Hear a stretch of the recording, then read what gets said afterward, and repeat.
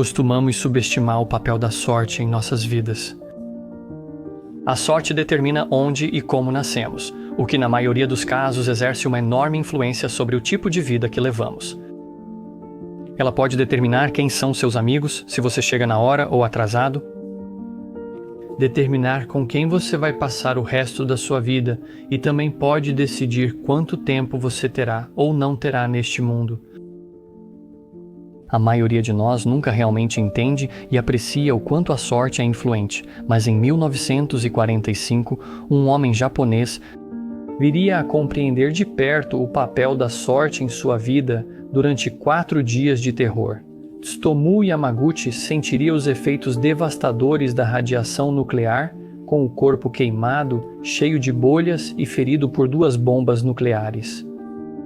E quando a poeira baixou, ele ainda teve a experiência dolorosa de tentar sobreviver aos efeitos excruciantes da radiação mortal.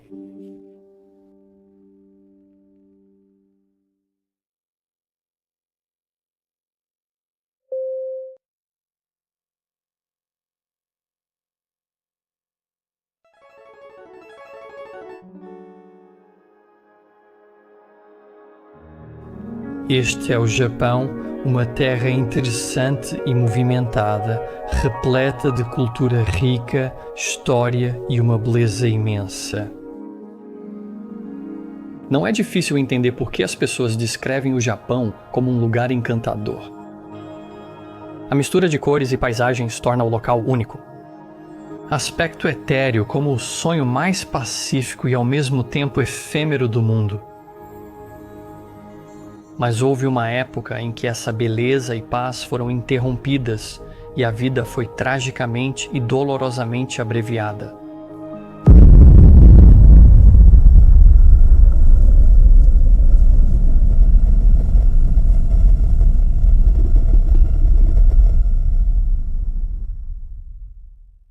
Há muitas histórias incríveis ao longo da humanidade. Algumas são histórias de heroísmo, outras de vilania. Algumas são animadoras e inspiradoras, e outras são bastante desanimadoras. Eu mesmo já cobri algumas dessas histórias, e uma das mais fascinantes que já li envolvia um japonês e radiação nuclear. E, enquanto você pode estar pensando que estou me referindo à história absolutamente devastadora de Hisashi Yoguchi e seus colegas de trabalho, que foram irradiados e lentamente apodreceram vivos, na verdade estou falando da história que vou contar hoje, sobre o engenheiro japonês que foi atingido não por uma, mas por 2 bombas atômicas no final da Segunda Guerra Mundial.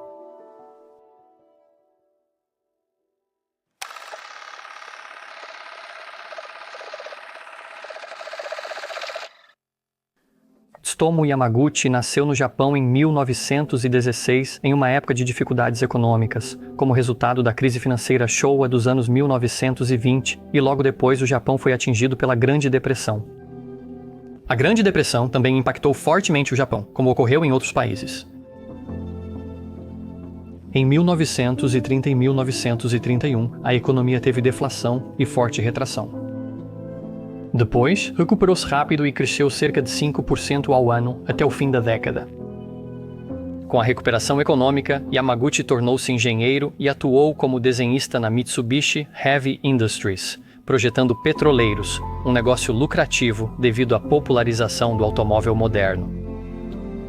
O Japão também estava passando por um período expansionista em todos os sentidos da palavra, já que naquela época o governo tanto gastou para sair da depressão econômica quanto gastou para entrar em guerra com a China, o que resultaria em alguns dos crimes de guerra mais horríveis da história da humanidade.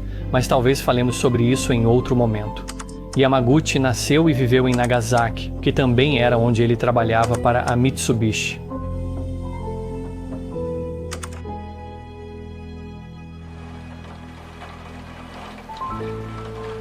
Com o rápido crescimento da economia japonesa, perceberam a necessidade de mais recursos e passaram a se expandir para o Sudeste Asiático para controlá-los. Repetidas invasões à China, incluindo um incidente de falsa bandeira em que japoneses sabotaram ferrovias e culparam os chineses, levaram os Estados Unidos da América a aprovar a Lei de Controle de Exportações, impondo sanções econômicas ao Japão. Essas medidas impediram o acesso a muitos produtos químicos e materiais necessários para a indústria pesada japonesa, e isso acabou levando os japoneses, que já tinham poucos recursos, a atacar Pearl Harbor como um ato de desespero. Quando a Segunda Guerra Mundial começou a chegar ao fim, com os líderes das nações do eixo já mortos ou rendidos. Só o Japão ainda resistia, mesmo sendo bombardeado até quase a Idade da Pedra. Isso porque eles estavam esperando para saber se seus antigos aliados, a União Soviética, os apoiariam. E também porque não queriam uma rendição incondicional, já que isso significaria a remoção do imperador como chefe de Estado. Eles estavam dispostos a se render desde que pudessem manter o imperador como chefe de Estado. Este vídeo realmente excelente e muito bem pesquisado sobre o assunto, que vou deixar o link na descrição abaixo, caso você se interesse pelos detalhes desse incidente em particular. O impasse entre os japoneses e os aliados e a recusa deles em se render, mesmo com a maioria de suas principais cidades reduzidas a escombros fumegantes, criou muita tensão política. Nos Estados Unidos, o presidente Truman estava frustrado com a resistência japonesa e possuía uma nova arma secreta devastadora, inédita até então. Era tão destrutiva que seus criadores se opuseram ao uso. Os generais que haviam planejado o uso tático dessa arma também se opuseram, acreditando que isso poderia significar que os militares se tornariam praticamente obsoletos por causa dessa única bomba, e seria esse dispositivo aterrorizante que vaporizaria 200 mil civis japoneses e nunca mais seria usado, mas traumatizaria Yamaguchi e sua família.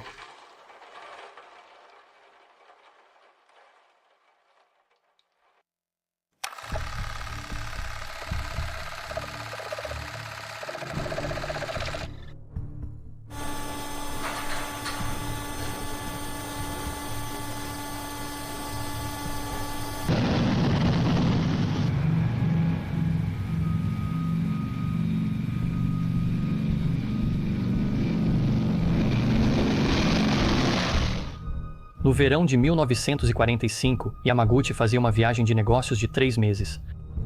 Ele costumava trabalhar em Nagasaki no verão, mas desta vez foi chamado para Hiroshima a trabalho. No final de sua viagem de negócios, em 6 de agosto, ele estava se preparando para partir com 2 colegas, mas percebeu na estação de trem que havia esquecido seu carimbo de identificação e teve que voltar ao escritório para buscá-lo. Enquanto Tóquio estava em completa ruína devido aos repetidos bombardeios diários em toda a cidade, estranhamente, Hiroshima e Nagasaki permaneciam intactas, quase intocadas.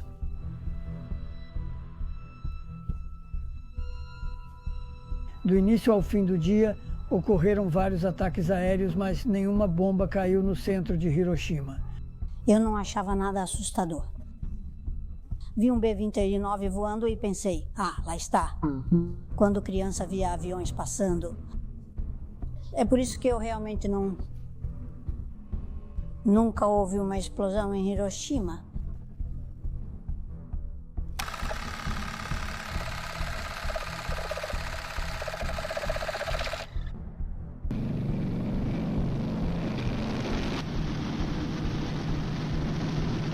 Quando ele se aproximava dos cais, o bombardeiro americano lançava a primeira bomba atômica no centro da cidade, a menos de 3 quilômetros de Yamaguchi.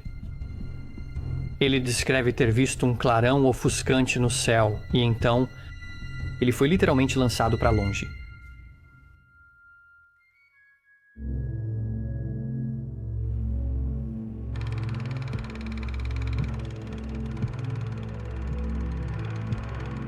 Quando uma bomba nuclear é detonada, o pior dano ocorre exatamente onde a bomba cai. No ponto de detonação, uma onda de choque se espalha rapidamente, forte o bastante para destruir prédios. Essa onda de pressão viaja a mais de 1.400 km por hora, com cerca de 50 libras por polegada quadrada. Prédios são destruídos com só 5 libras por polegada quadrada. Qualquer pessoa pega nessa onda de choque é morta instantaneamente. Após a onda de choque, surge uma bola de fogo a 100 milhões de graus Celsius, temperatura similar ao centro do Sol. Essa bola de fogo cresce rapidamente como um balão inflando e engole tudo o que está em seu caminho até atingir cerca de 1.200 pés de diâmetro. Quem for atingido pela bola de fogo é instantaneamente vaporizado. Conforme a onda de choque e a bola de fogo se afastam do ponto de detonação, perdem energia e ficam menos destrutivas. A onda de choque ainda causará tímpanos rompidos e fará com que seus pulmões estourem espontaneamente. O calor causará queimaduras graves de alto grau por todo o seu corpo, e materiais secos como papel, folhas e tecido irão combustionar espontaneamente, incluindo suas roupas. Por isso, a maioria das vítimas está completamente nua, porque as roupas foram literalmente carbonizadas do corpo delas. A cerca de 3 quilômetros do epicentro, a onda de choque inicial e a bola de fogo já enfraqueceram a ponto de causarem poucos danos. No entanto, você pode sofrer um destino muito pior devido à radiação deixada pela explosão. A radiação causa danos graves ao corpo humano. As imagens exibidas agora só estão disponíveis no vídeo sem censura, acessível no Patreon ou para membros do canal, pois o YouTube não permite incluí-las publicamente devido ao conteúdo gráfico. Você vai sofrer queimaduras por radiação. Dependendo da quantidade de radiação que você absorver, isso também vai destruir a capacidade do seu corpo de criar novas células e você vai começar a se decompor lentamente enquanto ainda está vivo. Seu corpo não vai conseguir reter líquidos, nenhum medicamento ou analgésico vai funcionar e você terá uma morte lenta e extremamente dolorosa, que só posso descrever como a pior tortura imaginável. Supondo que você não absorva tanta radiação assim, então você terá um risco muito maior de todos os tipos de câncer, catarata, vômito, diarreia, diminuição da contagem de glóbulos brancos e da produção da medula óssea, o que vai fazer até doenças leves se tornarem fatais. Devido à radiação no DNA, você provavelmente transmitirá distúrbios genéticos e doenças aos seus filhos.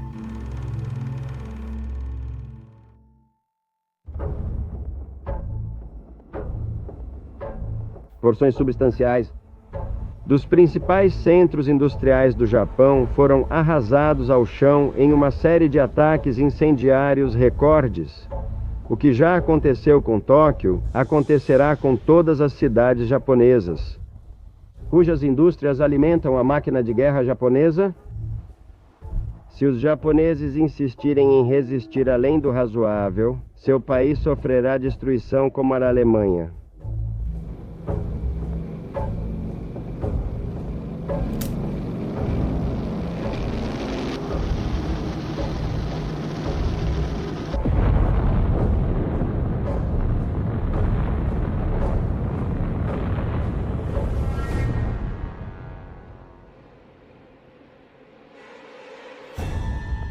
Após 43 segundos, ela desapareceu em um clarão tão intensamente branco que cegou temporariamente as pessoas que o viram. Em seguida, uma onda enorme de escuridão atravessou o prédio, quebrando janelas e jogando as pessoas no chão. As pessoas se levantaram. Eles viram o que parecia ser uma enorme nuvem se formando acima deles no céu, subindo do chão. Mas isso não era apenas uma nuvem. Era uma coluna de fogo abrasador alcançando centenas de metros no ar, com a bola se expandindo em sua base. A bola cresceu rapidamente, queimando, causando bolhas e vaporizando tudo em seu caminho.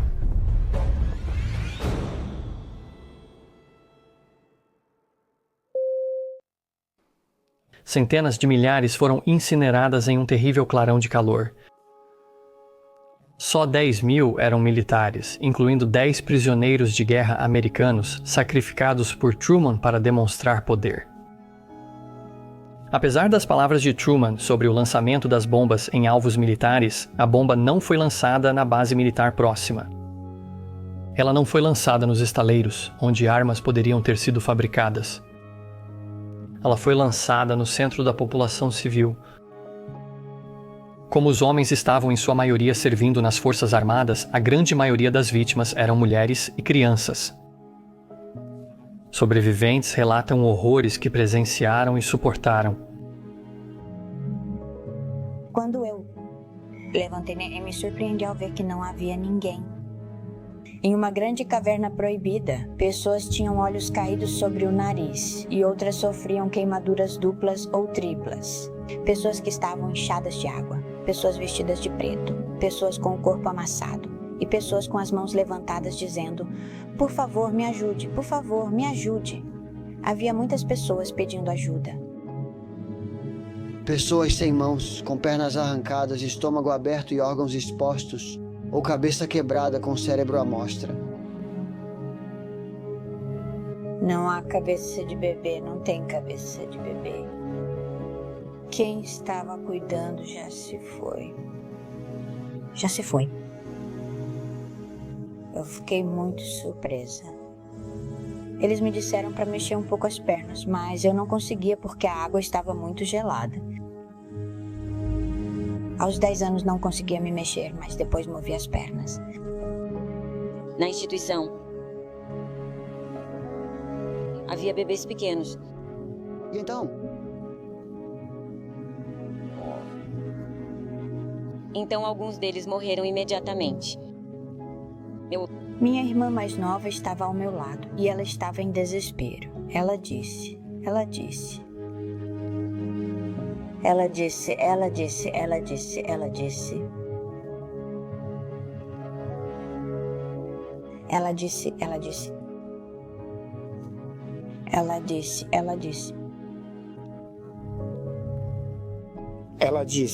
Ouvi a voz do meu pai de dentro dizendo: "Faz alguma coisa", mas não ouvi a da minha filha mais velha. Ela não estava mais ferida. Ela já estava morta. Ela foi esmagada por uma coluna e minha filha mais velha morreu. O caixão do meu irmão mais novo estava preso na porta da frente, o corpo estava para fora. Das chamas eu podia ouvir o choro do meu irmão mais novo, eu podia ouvir claramente. A de Hiroshima estava pegando fogo, então não havia para onde fugir de Kawashika. Estava quente.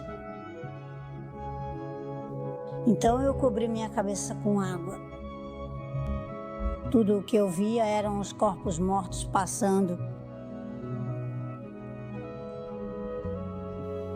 Os sortudos foram incinerados instantaneamente, virando pilhas de cinzas no formato de corpos humanos. O calor das bombas era tão intenso que não só vaporizou instantaneamente qualquer ser vivo num raio de 1.600 metros, como também o calor abrasador descoloriu as estruturas e o chão, deixando sombras assombrosas do que antes eram pessoas vivas, gravadas permanentemente na terra queimada.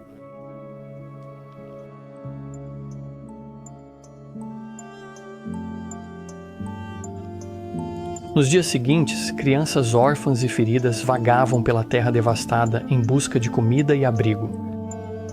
Em sua busca, elas tropeçavam nos corpos de suas mães, de seus irmãos e irmãs. Seus restos carbonizados estavam sem olhos, pois o calor da explosão vaporizou seus globos oculares, deixando cavidades escuras. Os serviços de emergência tiveram dificuldade em identificar as vítimas, pois seus rostos não permitiam reconhecimento. Semanas após os ferimentos físicos iniciais, as pessoas começaram a ficar muito doentes. Cabelos e dentes caíam, a pele ficava roxa e inchada, com vômitos e diarreia incontroláveis. Os médicos ficaram confusos. Essa era uma doença desconhecida para eles. Ninguém tinha visto isso. Eles não sabiam que a radiação tinha tornado a comida incomestível e a água imprópria para beber. Cada mordida de comida ou gole de água fazia com que uma radiação mortal percorresse seus corpos e começasse a apodrecê-los de dentro para fora enquanto ainda estavam vivos. Quando Yamaguchi acordou e se levantou, percebeu que estava surdo de um ouvido. A explosão havia destruído seu tímpano. Ele também tinha queimaduras de radiação intensas por todo o lado esquerdo do corpo. Ele rastejou até um abrigo próximo e desmaiou. Ao acordar, ele saiu do abrigo para procurar os 2 colegas que ainda estavam em Hiroshima. Eles também sobreviveram à bomba, e os 3 observaram os destroços massivos onde Hiroshima ficava apenas um dia antes. Nenhum deles havia visto uma cidade inteira sumir em um clarão antes. Todos passaram a noite no abrigo antiaéreo e voltaram a Nagasaki no dia seguinte. Em Nagasaki, Yamaguchi tratou as queimaduras e ficou enfaixado. Infelizmente, seu tímpano não tinha solução e ele ficaria surdo de um ouvido para sempre. Depois, ele voltou ao trabalho e contou a história para seu chefe, que realmente não acreditou quando Yamaguchi disse que Hiroshima havia sido destruída por uma única bomba.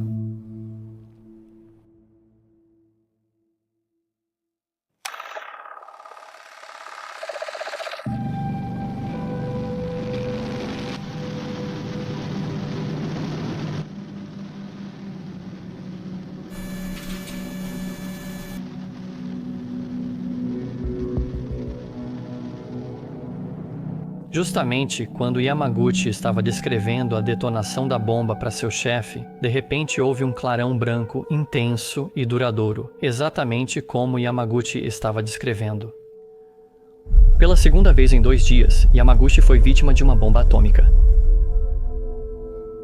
O local de trabalho dele ficava longe do ponto de detonação, então a onda de choque e a bola de fogo causaram poucos danos, permitindo que todos sobrevivessem, embora a onda de choque tenha arrancado todos os curativos dele de novo.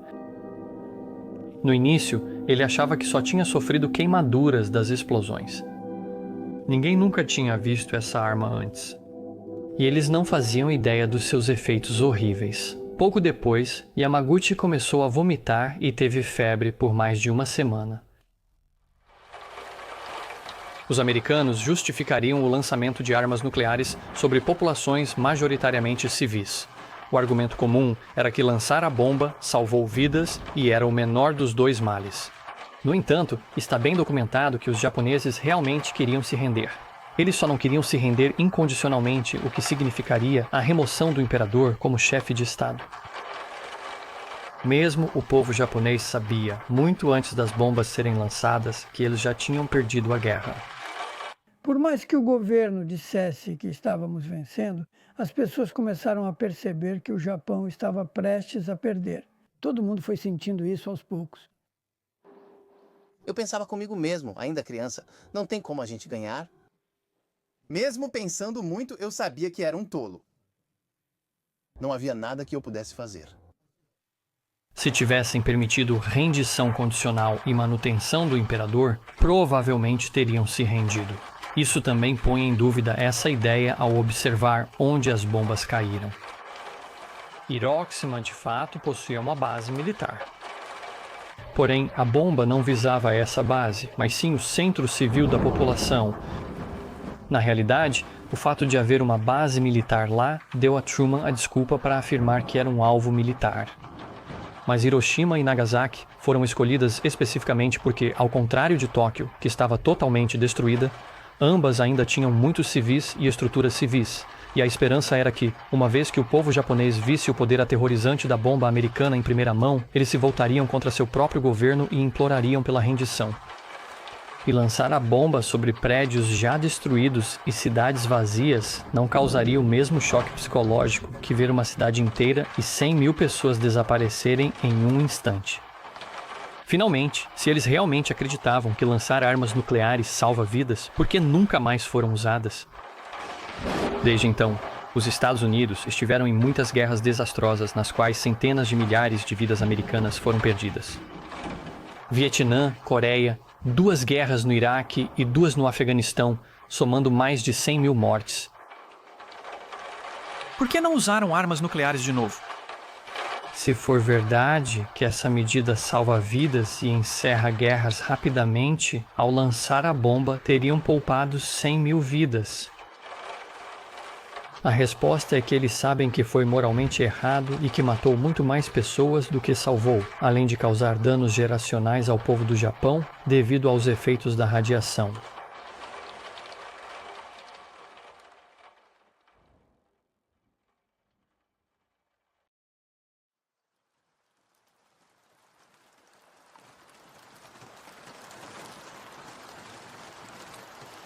Logo depois, começou a chover em Hiroshima e Nagasaki. Mas em vez de ser clara como a água, ela era preta. Isso aconteceu porque a explosão inicial lançou milhões de partículas do solo para o céu, criando uma espécie de cinza atômica, que depois caiu como chuva sobre as pessoas abaixo. E, para a sorte dessas pessoas, essa chuva preta também era radioativa e expôs todas elas a doses moderadas e altas de radiação ionizante. Essa poeira radioativa pode ficar lá por muito tempo. Parte da precipitação radioativa dos testes nucleares dos anos 1950 ainda é detectável na atmosfera atualmente. Essa chuva negra caiu sobre Yamaguchi, sua esposa e seu filho. Embora não tenham apresentado efeitos graves das bombas por alguns anos, a filha afirmou que o pai usou bandagens durante quase toda a sua infância, até ela ter cerca de 12 anos, ou seja, por quase uma década, devido à gravidade das queimaduras. Mais tarde, ele se opôs fortemente às armas nucleares, fazendo campanha para que o mundo abandonasse a corrida armamentista, afirmando que o povo japonês já havia vivido o terror e a indignidade dessas armas e deveria ser o único a passar por isso. Com o passar do tempo, toda a família sofreu doenças recorrentes ao longo de suas vidas, com Yamaguchi e sua esposa desenvolvendo catarata nos olhos. Yamaguchi também contraiu leucemia aguda, que não o matou, e câncer de estômago. Sua esposa teve câncer nos rins e fígado. Os 2 filhos que nasceram após as explosões tiveram baixa contagem de glóbulos brancos a vida toda, tornando infecções simples, como resfriado ou gripe, motivo de longas internações. Sua esposa viveu até os 88 anos quando vários cânceres a levaram. Yamaguchi sobreviveu a 2 bombas atômicas, chuva radioativa e leucemia, mas morreu aos 93 anos, ao perder a luta contra o câncer de estômago. É importante entender como a história se desenrola e o que podemos fazer para evitar repeti-la. Os Estados Unidos da América nunca pediram desculpas pelo uso de armas nucleares, e muitos americanos, inclusive possíveis espectadores deste vídeo, ainda recusam admitir o erro desses ataques, justificando que agiram para vencer a guerra e que as vítimas eram alvos militares. Parte do meu motivo para fazer este vídeo e mostrar o quão horríveis as coisas realmente foram e quem são as vítimas é para que discussões futuras usem palavras mais ponderadas e não repitam os mesmos mitos cansados e incorretos, ao mesmo tempo em que espero ajudar as pessoas a terem um pouco de empatia com as muitas mulheres e crianças que se tornaram vítimas disso.